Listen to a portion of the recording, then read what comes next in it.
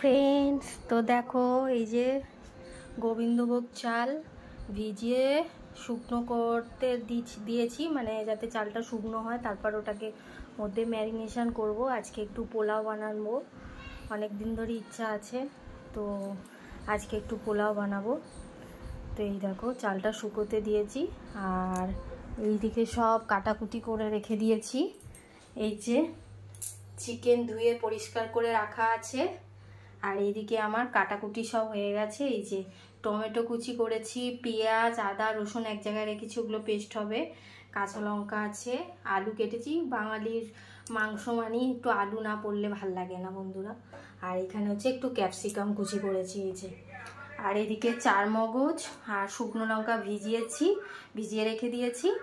আর একটু এবার পোস্ত ওর সাথে অ্যাড করবো, এগুলো সব মশলা পেস্ট হবে।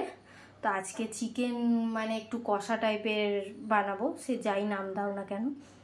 তো পোলাও হবে আর স্যালাড খাওয়ার সময় কাটা হবে।